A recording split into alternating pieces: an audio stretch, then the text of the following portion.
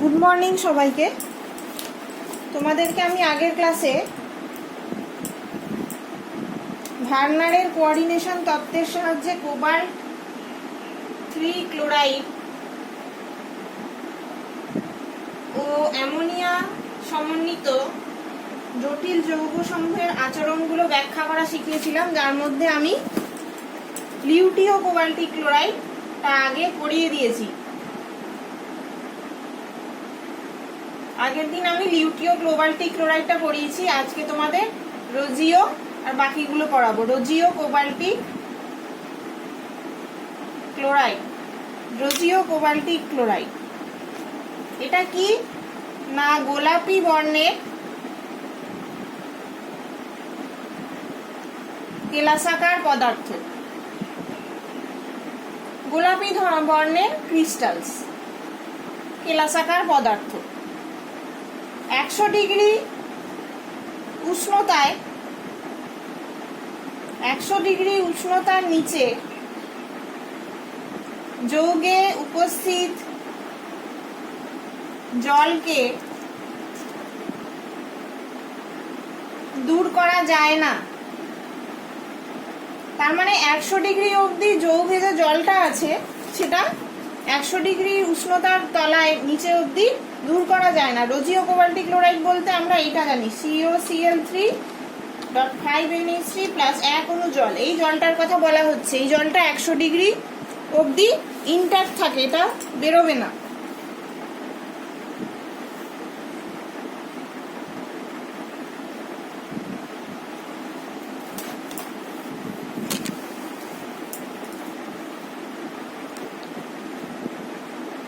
লিউটিও কোবাল্টিক ক্লোরাইডের মতো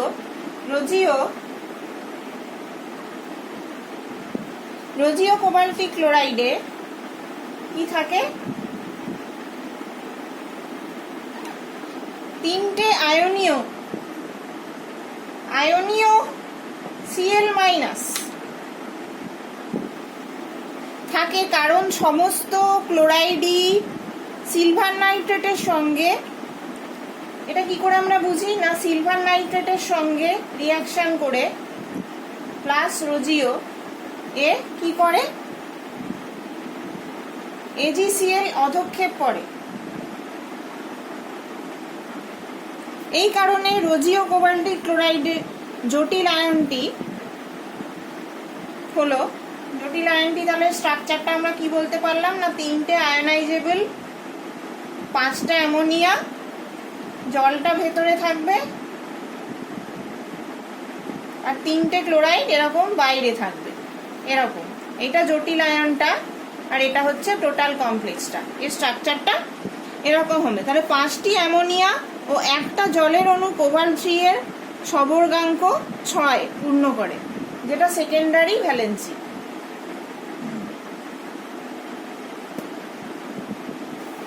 এরপরে আমরা যাব পারপিউরিও কোবাল্টিক ক্লোরাইড।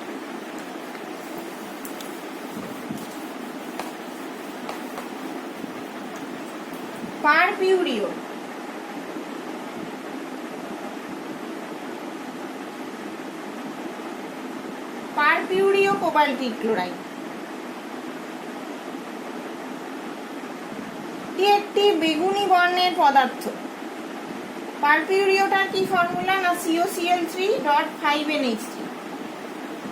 এটাকে আমরা বলছি পারপিউরিও। তাহলে স্ট্রাকচারটা কিভাবে এস্টাবলিশ করব না, এটা একটা বেগুনি বর্ণের পদার্থ। এই যৌগের সঙ্গে H2SO4, এই যৌগের সাথে H2SO4 বিক্রিয়া করে 2 অণু HCl গ্যাস নির্গত হয় এবং একটি অবশেষে পড়ে থাকে যা রাসায়নিক সংযুক্তি হয়, এবং একটা পড়ে থাকে যা রাসায়নিক সংযুক্তি হয় COClSO4.5NH3। তাহলে 2 অণু HCl গ্যাস নির্গত হয় আর 1 অণু এই মলিকুলটা পড়ে থাকে।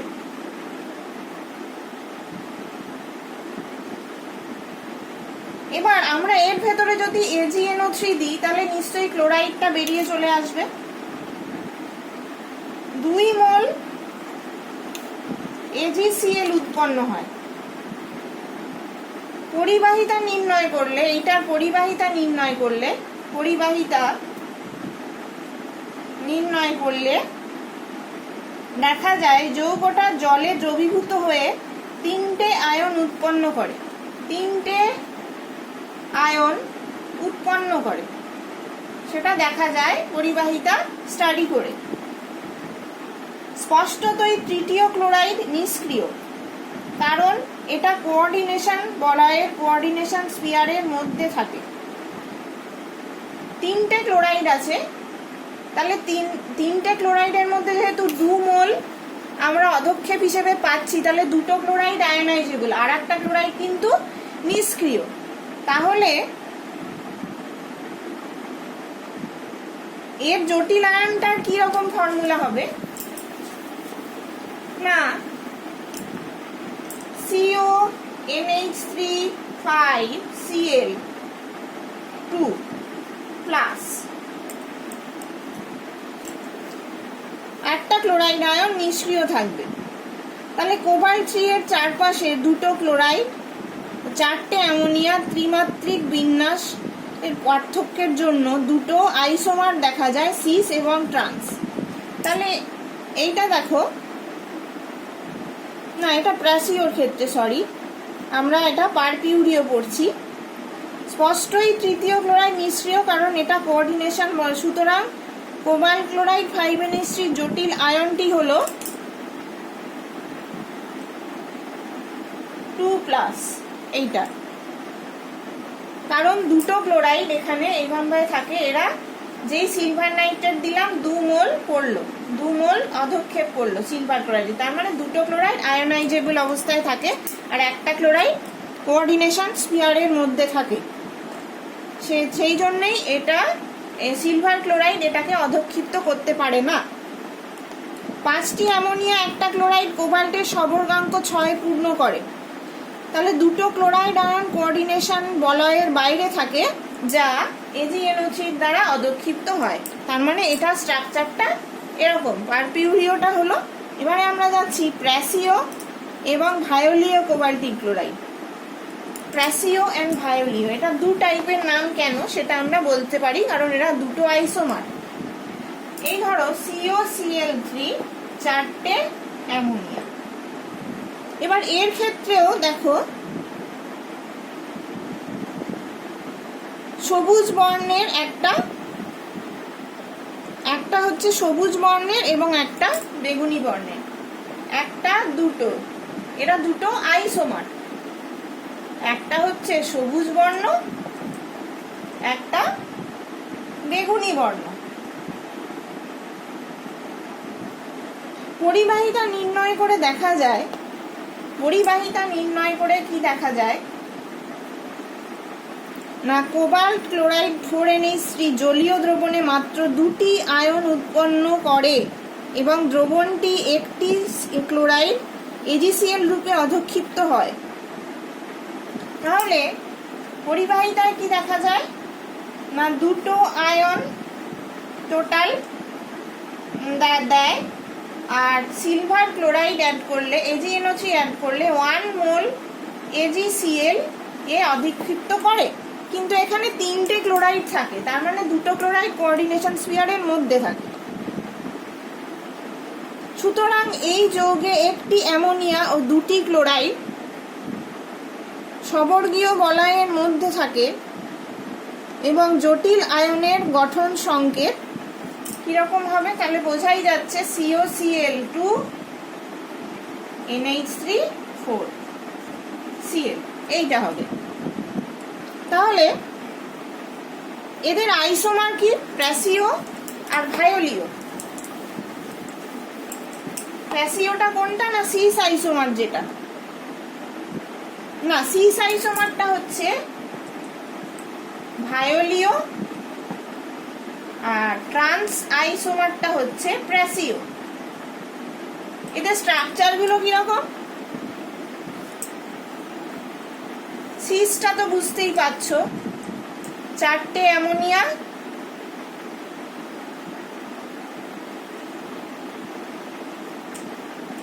NH3, 2টো ক্লোরাইড পাশাপাশি থাকবে, এটা হচ্ছে সিস আইসোমার।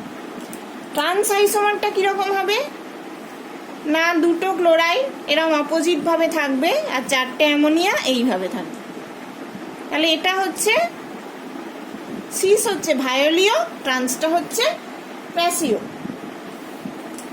এইটা আমাদের গেল। আমার পার্টটুকু আমি তোমাদের পড়ালাম। একটা হচ্ছে ওয়ার্নার্স থিওরির যা কিছু ছিল, ওয়ার্নার্স কোঅর্ডিনেশন থিওরির প্রমাণ, এইগুলো সেই 4টে কোবাল্টিক ক্লোরাইড দিয়ে করা হলো। আর একটা আমার পার্ট ছিল ভ্যালেন্স বন্ড থিওরি। এই দুটো পার্ট আমি পড়িয়ে দিলাম, বাকিটা অন্য টিচার পড়াবেন। আজকে আমি তোমাদের নতুন চ্যাপ্টার শুরু করব, সন্ধিগত মৌল। তো জাস্ট একটু ইন্ট্রোডাকশন দেব, তার পরের ক্লাস থেকে ভালো করে পড়া শুরু হবে।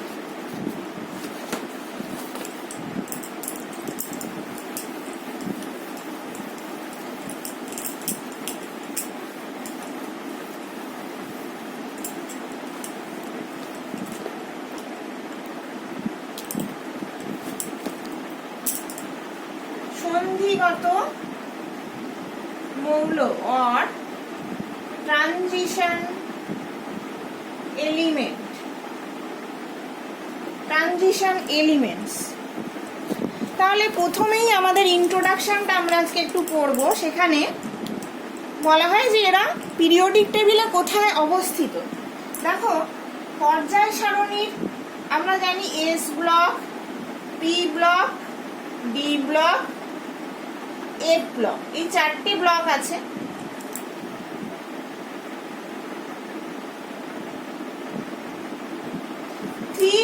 গ্রুপ 3 থেকে গ্রুপ 12 এই গ্রুপের যে মৌলগুলো, এদেরকে ডি ব্লক বলা হয়, ডি ব্লক মৌল বলা হয়। শেষ ইলেকট্রনটা যদি 3d, 4d, 5d, 6d অরবিটালে প্রবেশ করে, তাহলে এদের যথাক্রমে 3d সারি, 4d সারি, 5d এবং 6d সারিতে সন্ধিগত মৌল বলা হয়। কিন্তু এদের এস আর পি ব্লক যে এলিমেন্টগুলো, এগুলো তোমরা তো জানো, এস ব্লকগুলো হচ্ছে অ্যালকালি মেটাল, যারা মানে মেটালস, আর পি ব্লক হচ্ছে non metals, basically non metals or metalloids. মানে মেটাল এবং নন মেটালের যে মাঝবর্তী যে জিনিসটা, সেটাকে বলি আমরা মেটালয়েড, যার মধ্যে মেটালের প্রপার্টি থাকে আবার নন মেটালের প্রপার্টিও থাকে। এরা হচ্ছে পি ব্লক এলিমেন্ট। কিন্তু ডি ব্লক এলিমেন্টের অনেক পার্থক্য থাকে। এস আর পি ব্লকের থেকে ডি ব্লক এলিমেন্টের অনেক পার্থক্য থাকে। তার কারণ কি কি?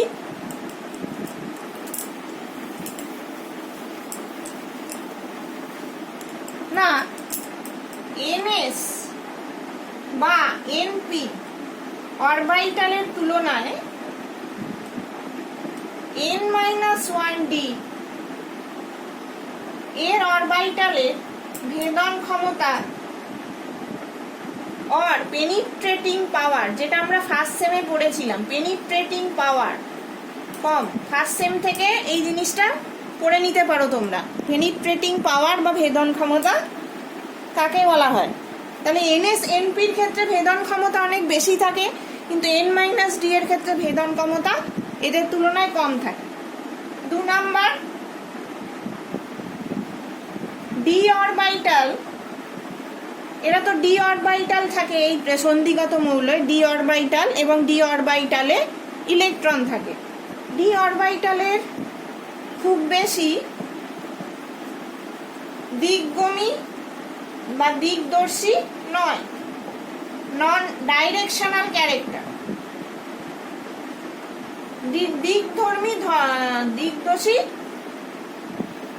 দিকদর্শী ধর্ম এটা থাকে, ডাইরেকশনাল ক্যারেক্টার থাকে। এর অরবাইটাল গুলো। কেন আমরা জানি যে 5টা ডি অরবাইটাল 5 দিকে ডাইরেকশন থাকে। একটা তো d x square y square, এগুলো সব তোমরা ফার্স্ট সেমে পড়েছো।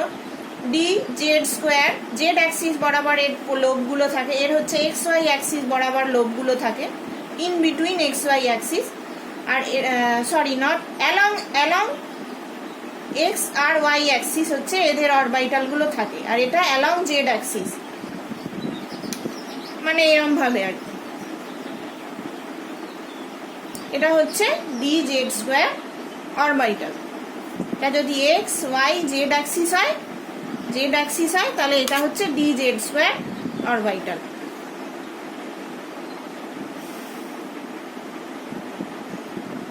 আবার d x y, d y z আর ডি এক্স জেড, এটা হচ্ছে এদের ইলেকট্রন ডেন্সিটিটা অ্যালং বা ইন বিটুইন দ্য অ্যাক্সিস থাকে। যেমন ডি এক্স ওয়াই এর ক্ষেত্রে এক্স ওয়াই অ্যাক্সিসের মধ্যবর্তী যে পার্টটা, সেখানে ডি ইলেকট্রন ডেন্সিটি থাকবে। এটা হচ্ছে ডি অরবাইটালের একটা ক্যারেক্টার, ডাইরেকশনাল ক্যারেক্টার। 3 নাম্বার কারণ কি না, মৌলের উচ্চ কার্যকরী নিউক্লিয়ার চার্জ, যে এফেক্টিভ নিউক্লিয়ার চার্জ, এর জন্য ডি অরবিটালের রেডিয়াল ডিস্ট্রিবিউশন এর ওপর প্রভাব পড়ে। এফেক্টিভ নিউক্লিয়ার চার্জের জন্য ডি অরবিটালের রেডিয়াল ডিস্ট্রিবিউশনের ওপর প্রভাব পড়ে।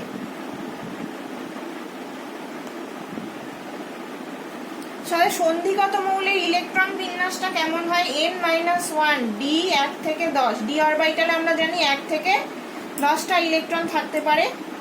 n-1 to 2 এস অরবিটাল যেটা, সেটায় 1 থেকে 2টো ইলেকট্রন থাকতে পারে। এটা হচ্ছে সন্ধিগত মৌলের জেনারেল ইলেকট্রনিক কনফিগারেশন আর ইলেকট্রন বিন্যাস আমরা যেটাকে বলি। ডি ব্লকের প্রতিটি সদস্য মৌলই ধাতু এবং এরা প্রত্যেকেই ধাতু। এগুলো সব অবশ্যই জানা উচিত।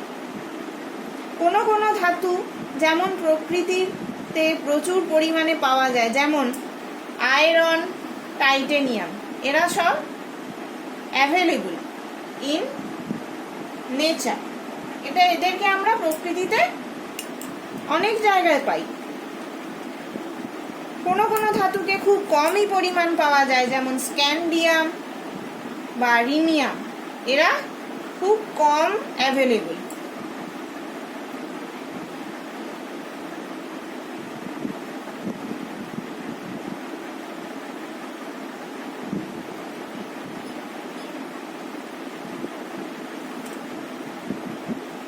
তাহলে পর্যায় সারণীতে আমরা পড়লাম গ্রুপ 3 থেকে গ্রুপ 12 এর যে মধ্যবর্তী যে ইয়েগুলো মৌলগুলোকে, তাদেরকে আমরা বলি ডি ব্লক মৌল।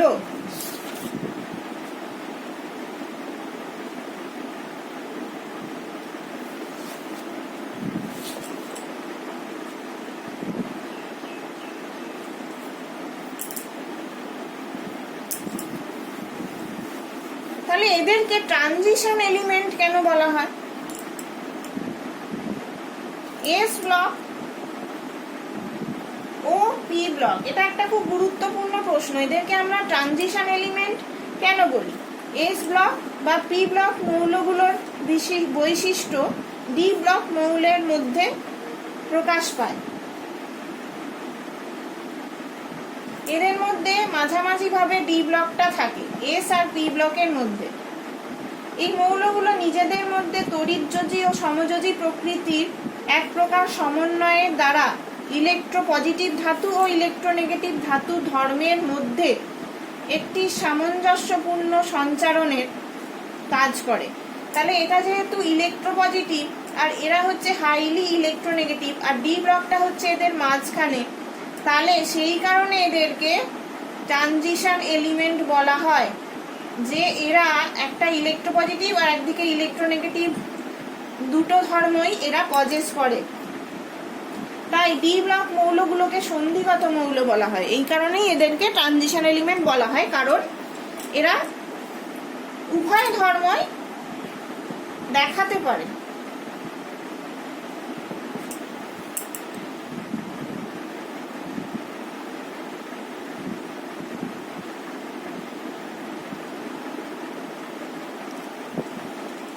সন্ধিগত মৌলের শ্রেণী বিভাগ আমরা কিভাবে করব?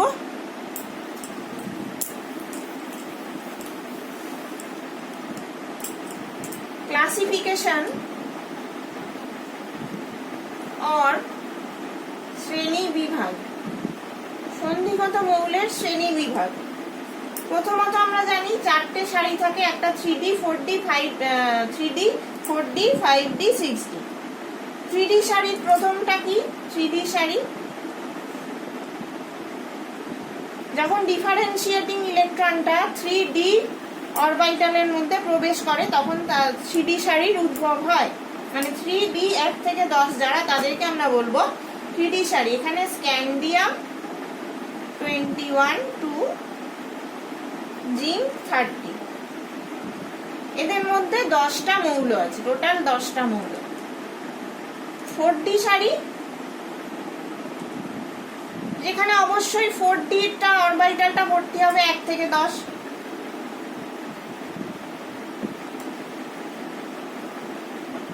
39 থেকে ক্যাডমিয়াম 48।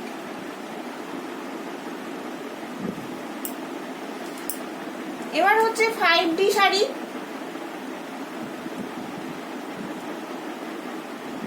এখানে ল্যান্থানাম থেকে মার্কারি, ল্যান্থানাম 57 টু মার্কারি 80। চতুর্থ সারি হচ্ছে 6D।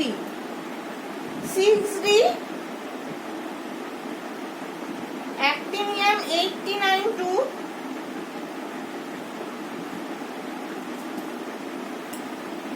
9টা মৌল আছে।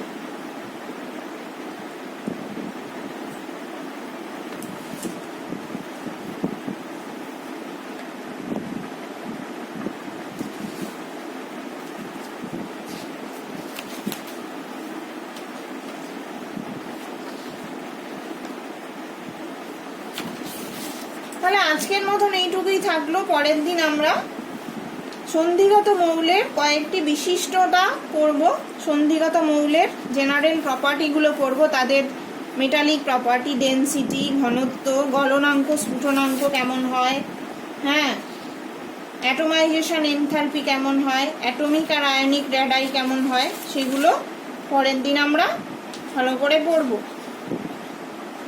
আজকের মতন এইটুকুই থাকলো।